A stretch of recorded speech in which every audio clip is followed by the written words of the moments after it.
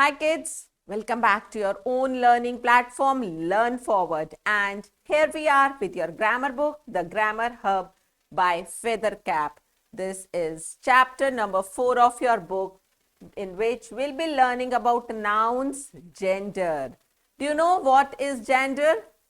Yes, telling whether it is a male or a female, and then we have many more also. So, excited? Let's start the journey. Here's a review exercise for you. Put the words in the right columns, and it's simply male or female. So, we'll just find out. What about mare?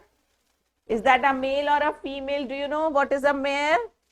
That is, yes, that is the female of a horse. So that is female. Next is man. Yes, good. That is a male. So this will come in this column. Aunt, perfect. That is a female. So you'll write in female column. What about king? I hope you can do this well yourself. What about wife? Perfect. That is again a female. Let's go backward from here. Queen is again a female. Nephew. Yes. Sisters or brothers. Son is a nephew. So this is a male. What about father? You all know these terms very well. Hostess. Yes, that is a female, and a dog is a male. So you just have to write the words in the appropriate columns. So let's move ahead, and in gender, we'll first know about the different genders we have in English. Do you know how many genders do we have?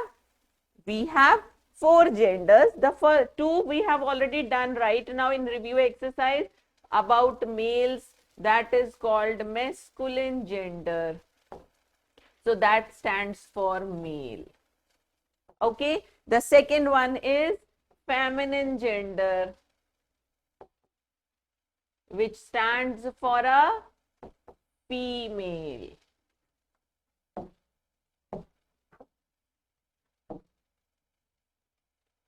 So this stands for a female. The next gender is common gender. Common gender is the one that stands for both male as well as female. What does that mean? It means that there are a few nouns that we use for males as well as a females. Just like what about a friend? If you say, I have a friend, I have many friends. So can you just make out whether we are talking about male or female? If you say, I am visiting a doctor today, can you say whether the doctor is a male or a female? No. Similarly, for different professions, if we talk about lawyers, if we talk about teacher, if you talk about your cousin, then nobody can tell whether you are talking about a male or a female. So such words, they come under the category of common gender. And the last one is neuter gender, which is used for non-living things. Right? Now, if you find any doubt or any problem remembering this, it's very easy to remember. M is for masculine, M is for male, M is for man. Right? So, masculine gender is for all the words that relate to a man or a male. Next is feminine. That stands for female. F is for feminine, F is for female. That means for a woman. Common is used for both. Common is something that is not particular, and then neuter comes from the word non-living. So N is for neuter, N is for non-living. So that's an easy trick to remember if you get confused, right? Now, what you have to remember, we have done different kinds of nouns. In that, collective nouns is one of them. Collective nouns like crew, team, choir, army, class, they all are collective nouns. But what you have to remember is, because there we are talking about a group as a whole, so collective nouns are always considered as neuter gender, children. See, Crew is a collection of sailors, and sailors are living beings also. But it is important to remember that collective nouns are thought to be neuter gender. Why? Because what do we think about when we talk about a collection? We think about the strength of that group. If I talk about soldiers, I am talking about soldiers as individual personalities. But when I'm talking about army, I mean the strength of all the soldiers together. That is why looking at the quality of that group, looking at the union, the strength of that group, we consider collective nouns as, yes, neuter gender. Please remember this, and I've explained the reason also why we consider it as neuter, because as collection, we consider the strength of the group, not the individual personality. Okay? Yes, that is why we'll not take it under common gender also, thinking that, okay, there can be males as well as females in the group. No, strength is neuter gender. So collective nouns are neuter gender. Going ahead, we have already done about changing masculine to feminine gender and vice versa. So we'll be just recalling those rules here, how to make feminine gender from the masculine gender. The first rule is you just have to add ESS to the masculine gender. So you get author, authoress, hire is heiress, host is hostess, lion, lioness, poet, poetess, priest, priestess. But in few words, the letters are a bit changed. For example, if you have tiger, so tiger is Tiger. Before adding ESS, you just remove this. So you make it Tigreess, tigress. So there is a slight change in the basic word here, masculine word here. Similarly, if you talk about actor, so before adding ESS, you remove this and you get actress, right? Let's read more examples like this. Actor, actress, master becomes mistress, god. We repeat the letter here, goddess. Governor becomes governess. So we are removing OR from here, governess. Tiger, E is removed, it becomes tigress. And prince, because already there is E at the end, so we just add SS. So these are the different variations of adding ESS to few words.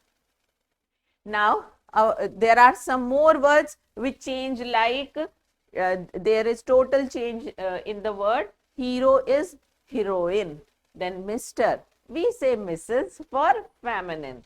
Bridegroom is just a bride, and widower becomes widow. It is just the opposite. Like we are not adding something, we are removing here ER from here. So widower is a male and widow is a female. Then totally different words are husband, wife. We have been learning in previous classes also. King, queen, lord, lady, dog, bitch, fox is good, vixen. Horse is mare, bull, cow. Cock is hen, nephew is niece. This is niece, not nice. Sir, madam, gentleman, lady, uncle and aunt. And you have been learning these right from grade 2. I hope you remember them. Then some part of the, like in compound nouns, some part of the word is changed to change into feminine gender, like fisherman becomes fisherwoman. Grandfather is, you are changing only father, so it is grandmother. Stepfather becomes stepmother. Washerman becomes washerwoman. Milkman is milkmaid, remember that. Peacock is peahen, so we are changing only cock to hen. Landlord becomes landlady, and manservant, here we are changing man, so it becomes maid servant, right? I hope you have understood all these changes, how to change from masculine to feminine gender. Okay, so going ahead, let's see how much you have learnt here. There's an exercise. Select proper words from those given in the brackets to fill in the blanks. And we just have to make a few relations just to see which word will come here. My dash has paid, if we say my dash has paid all debts, so it can be a male or a female. But here, because we find this word his, That means it is referring to somebody male. And who is it from the bracket? It is brother. So your right answer is brother. Got it? So this is what you have to do. You have to just widen your view span for this. The dash takes care of her sheep. Now we are talking about a female. Find out the feminine word from this. Is it shepherdess or shepherd? Yes, very good. It will be shepherdess. Similarly, you will be doing the rest. His dash obeys him. So his who obeys him? Because we are talking about a male here. So do you think a male can have a husband or he will have a wife? Yes, wife. So his wife obeys him.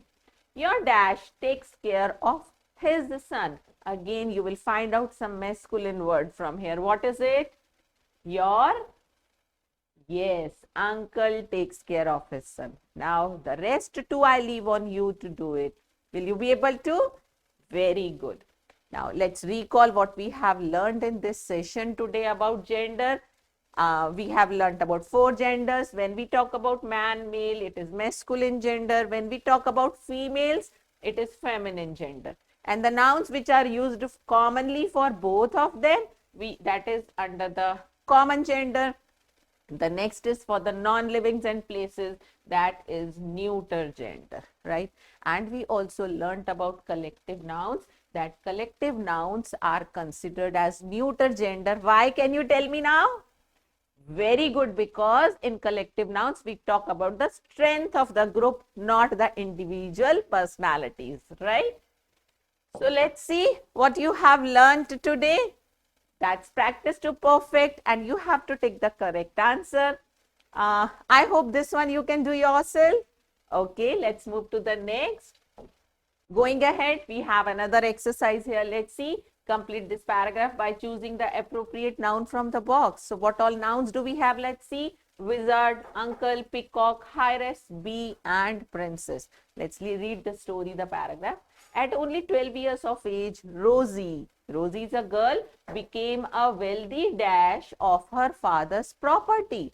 So what could it be? She became a wealthy heiress, because heiress is somebody who owns, who gets something, some property, some treasure, some wealth from their fathers or forefathers, right? However, she was very unhappy. Why was she so unhappy? Though she got such a good treasure, because she was locked in the castle by her wicked uncle. Yes, the uncle was taking care of her, so she was locked by the uncle, right? And was not allowed to meet anybody. One day, a dash heard about her sorrow. So who could hear? Let's read out. And decided to bring cheerfulness into her life. Now, either the princess can hear or the wizard can hear. What can be the word here? Let's read ahead and see. Disguised as a dash, he entered the castle. Okay, now we are talking about some male. So definitely princess cannot come here. That means the wizard heard. A wizard heard about her sorrow, right? So what was he disguised as? He could be disguised as a peacock or as a bee also. Let's read ahead now to make sure what will come here. Now, he first turned the grumpy looking guard into a frog and saw he croak loudly. So, because the guard was turned into a frog, it was croaking loudly and hopped onto a lily pad. The wizard then entered the garden quietly. As soon as he saw the wicked uncle, he turned him into a, what did he turn him into a? Let's see, and locked him into a white jar. Okay, so we have 2 words here, peacock and bee. Who can be locked into a white jar? Yes, wonderful. It is bee. So that means what will come for the wizard? The wizard was disguised as a peacock, it means. Right? So this will be here, number 4. And the uncle, he was turned into a bee because the bee was locked into the white jar. He tiptoed quietly into the chamber where the dash was sleeping. Who was sleeping? The princess was sleeping. And placed the jar next to her bed. So that locked uncle turned into a bee who was locked into the white jar. That wizard just kept quietly that jar near the princess who was sleeping. So I hope you have understood how to correlate different words when you have to fill up a story. So when you have more than 2 words that fit a place, you can always move ahead, read the story ahead and find out what is the best suited word here. Okay. So we'll be coming up with more interesting sessions for you in grammar. Till then, happy learning, children.